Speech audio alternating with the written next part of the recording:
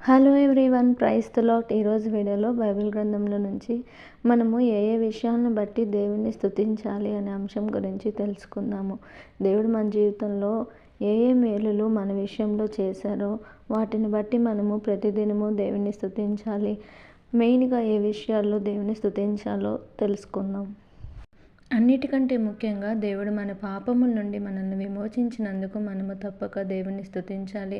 అదేవిధంగా ఆయన మనకు రక్షణకర్తగా ఉన్నందుకు మనము దేవుని స్తుతించాలి. ఆయన కట్టడలను బోధించుచున్నందుకు మనము దేవుని స్తుతించాలి. అదేవిధంగా మన విజ్ఞాపన ప్రార్థనలన్నీ ఆయన ఆలకిస్తున్నందుకు మనము దేవుని తప్పకుండా స్తుతించాలి. అదేవిధంగా మన అవమానమును ఆయన పోగొడుతున్నందుకు మనము దేవుని స్తుతించాలి.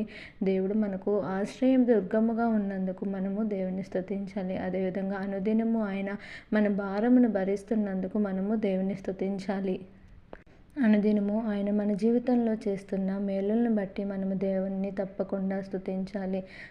మన పాప భారమును నుండి మనల్ని విమోచించి మనకు రక్షణకర్తగా ఉండి ఆయన మనకు అనేకమైన బోధనలను బోధిస్తున్నందుకు, ఆజ్ఞలను బోధిస్తున్నందుకు మనము దేవుని స్తుతిస్తూ మన ప్రార్థనలను ఆలకిస్తున్నందుకు, ఆయన మనకు అన్ని విషయాల్లో ఆశ్రయదుర్గంగా ఉండి మనల్ని నడిపిస్తున్నందుకు మనము తప్పకుండా దేవుని స్తుతించాలి.